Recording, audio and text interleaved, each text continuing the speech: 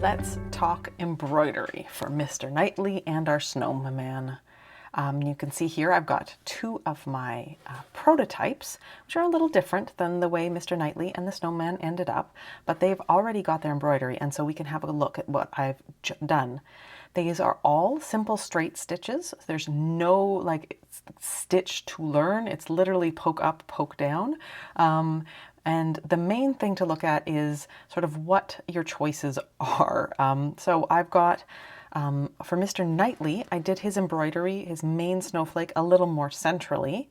And then for the snowman, I did it more to the side here. So he's got sort of a pretty long scarf end here. So you kind of decide which way you want the scarf. I like the idea of this off to the left and then the nose going this way and the embroidery here. So that's what I'm going to do again for mine. And then on Mr. Knightley, I think I'm going to do roughly the same thing. As you can see, it's just a couple of really simple stitches. I've done a couple scattered stitches here just to make things interesting, but there's really no wrong way to do this, and you can always undo it if you don't like it. But you may be wondering, how do I deal with the ends? So let's talk about that. So grab yourself a bunch of your cowl yarn or whatever color you want to do. At this point, the secrets are out, and if you want to use a different color than what I'm suggesting here, you go right ahead and you do that. I'm going to take his cowl off just to give me a bit more space to work.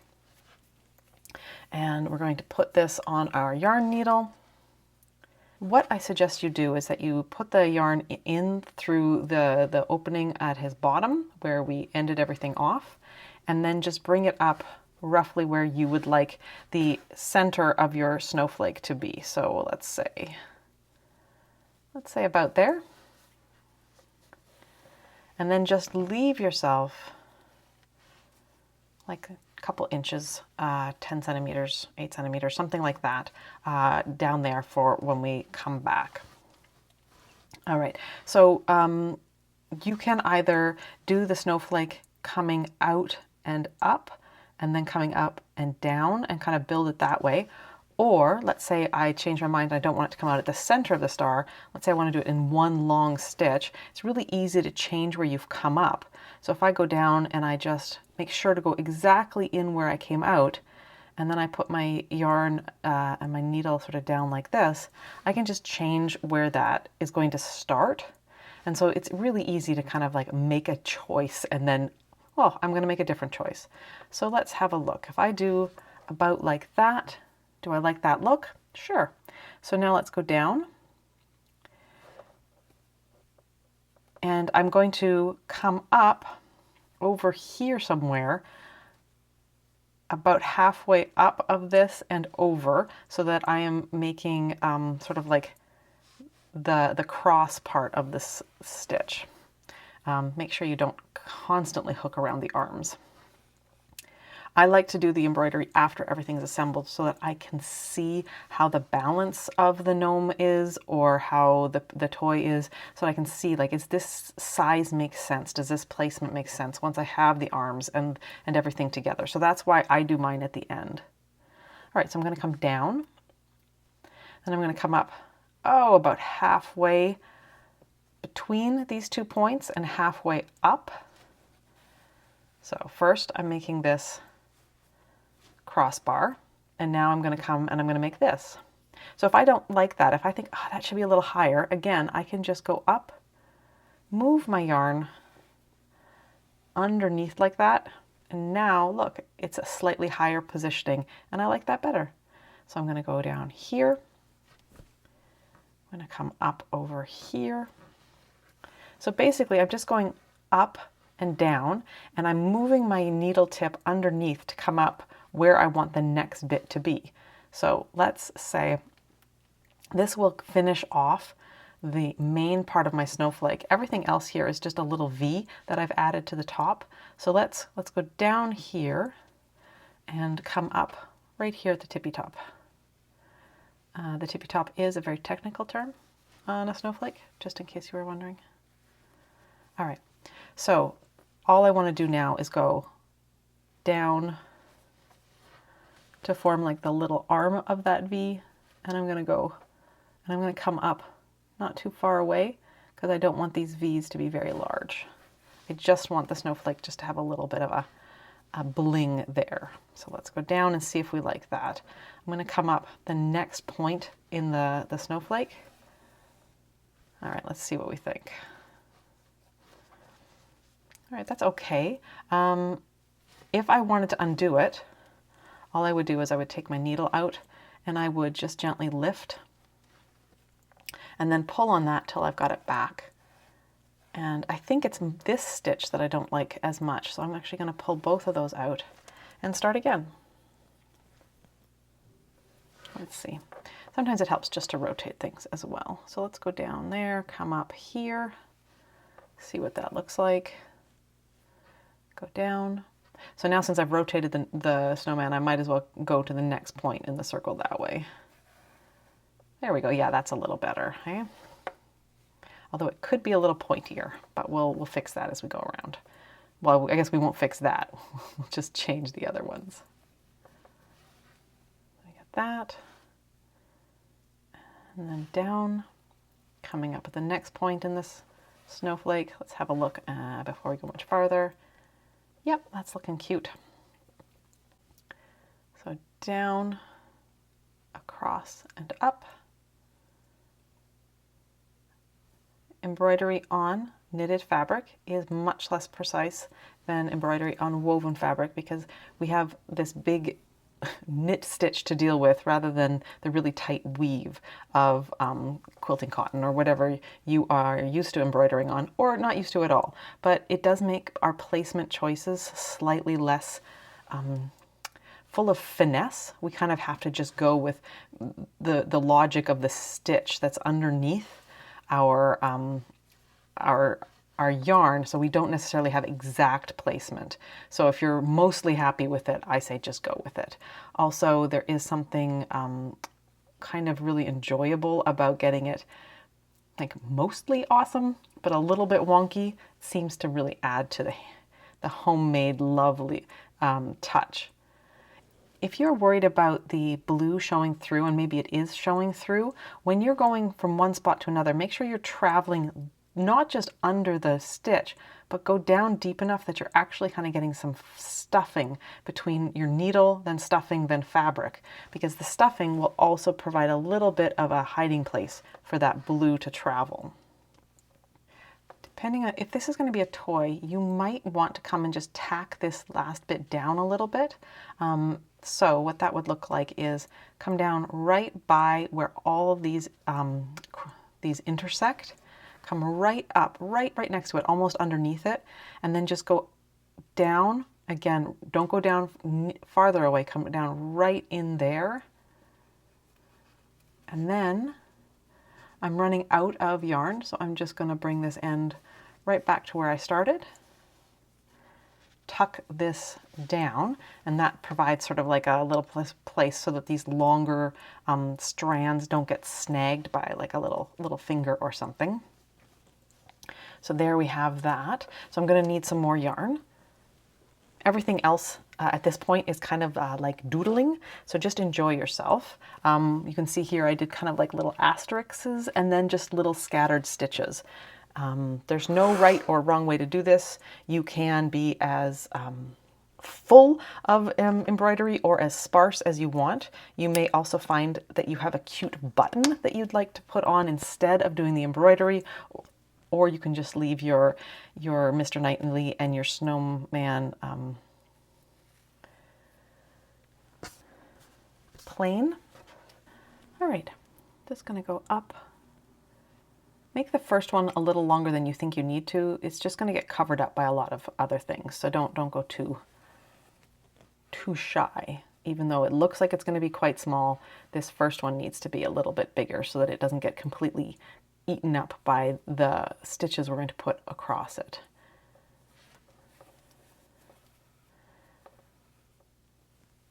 So this is just basically a big X on the bottom and then a smaller X rotated over top of that. like this. And then I think I'm going to make my other asterisks here, and then I'm going to think about the scattered seed stitches. I don't know if they're called seed stitches. I have to figure that out. All right, because once I know kind of what the landscape looks like, then I can kind of fill things in afterwards. So that's what that just looks like, just a little something. Maybe should be a bit bigger so that this looks less like a black hole and more like a snowflake. And then it's just something to think about is which direction you want this to go. Do you want this one sort of angled away, or do you want to angle towards? It's often a good idea to angle towards your big design element. But art comes in the choices, so just have fun, and remember you can always undo things. All right, so now let's start doing little scattered stitches. So I'm going to do one here, and it's just literally come up somewhere and go down fairly close to it. You're going to want to go sort of up and then make sure you're not going back inside the same stitch, or it's just going to disappear. You need to kind of go up and over the stitches in the body fabric, right? And don't make them all the same direction. So since this one was facing this way, this one I'm going to go down and have it kind of angle this way. If you've pulled too tight, just nudge back some of that and get just a bit more of a generosity of stitch there. And then I'm going to come back down here so that I can see if I have done enough or too much or too little. That is always an option. So remember, we're going to have our arms and we're going to have our cowl, and I think that looks pretty good. I might do one more little stitch. No, actually I'm not. I'm going to leave this bare here. So you might be wondering, what do we do with all these ends? So depending on whether you are nervous about ends or not, what you could do is knot two of them together and then disappear them, or just disappear them. So you can knot them. And because we've come up through that opening that happens when we had those 6 stitches, when you go to pass these up and through, you'll be able to tug the knot up inside the body of the snowman.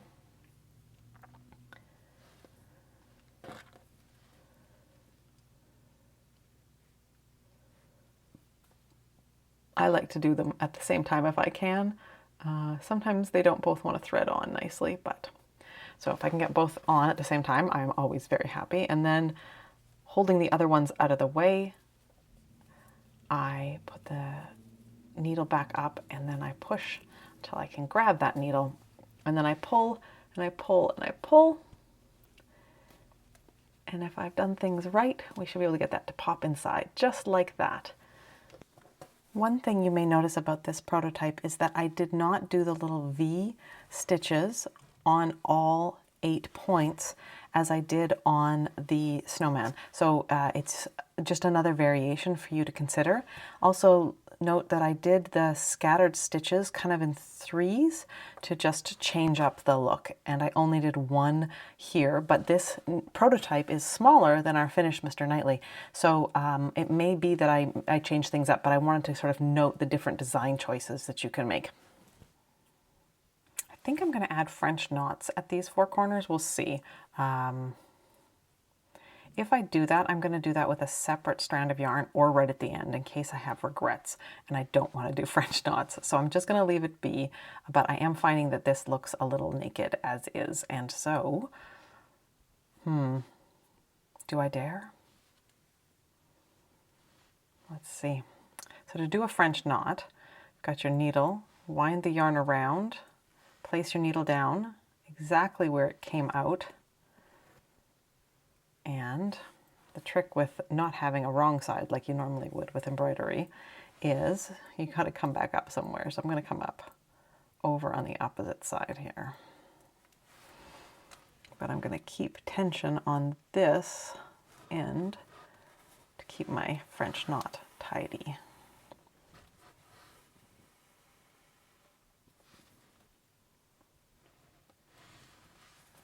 That's pretty cute, thank goodness. All right, so I'll show you again.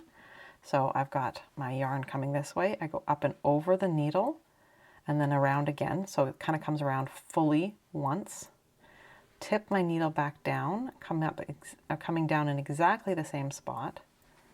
I keep hold of the working end of it to keep that tight around the needle. I'm going to put it so it comes up at the end of the next part of the snowflake. Again, keeping this tight so it keeps that knot tidy. And oh, I hope it doesn't disappear like it looks like it's going to. No! Oh, my French knot lost itself. All right, let's try again here. Go back and do another one. All right, so this time rather than coming up coming down in exactly the same spot, I'm going to come down slightly splitting the ply. And we'll see if that helps that not disappear. All right, let's come back.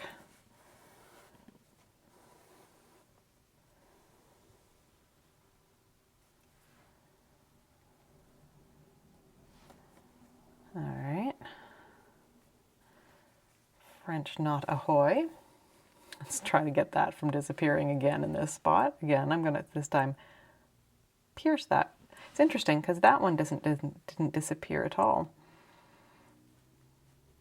Don't worry about doing the French knots. Like I said, you can just do these as the little straight V stitches that we did on the other ends. I just wanted to try something different.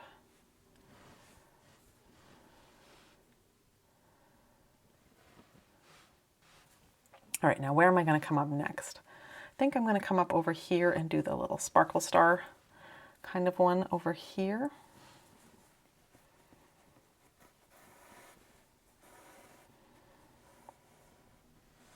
Now, as you work, just remember that part of this will be covered with the scarf, so don't get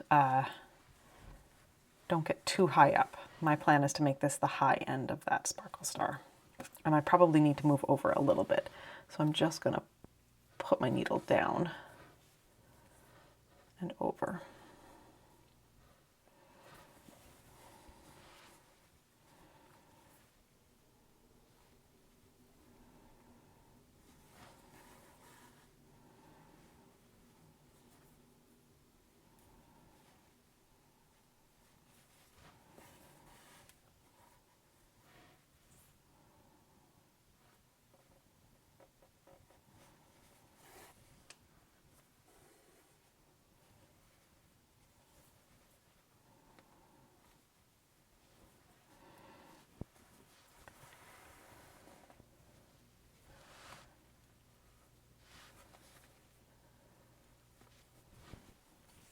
All right, and now I'm going to do a group of 3 scattered stitches here,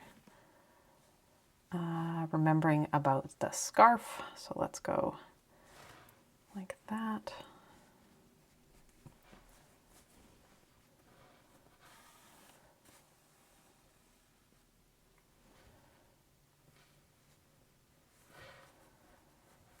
When you are working, just remember that even numbers are less visually pleasing than odd numbers. It's just a little easier to make that look good, which is why I'm doing trios and using little triangle shapes.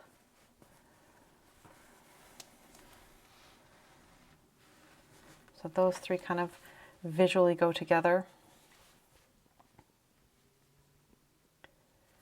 And then I'll do 3 down here.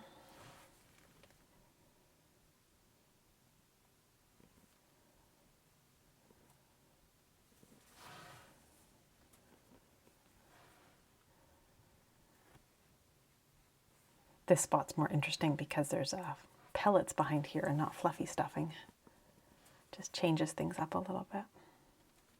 And I am trying to vary the angle of these little stitches so that they don't all kind of go the same direction. Now let's come down and out through the bottom so that we can see how we feel about this. For those of you who love French knots, these could be French knots, but I think I'm going to be done. Let's just put this on and see what we think. The best way to know if you're done is to have all the visual elements together. so that you don't think, oh, there's so much blank space there, but then you remember, hey, well, that's not the way the scarf goes. All right, that is pretty good. I think my nightly is in prime shape for a little steaming and enjoyment. If you want to change how his arms are, remember you can kind of push them around underneath the scarf, and you can also just straight up sew the I-cord to the body if you have a particular look you want to get.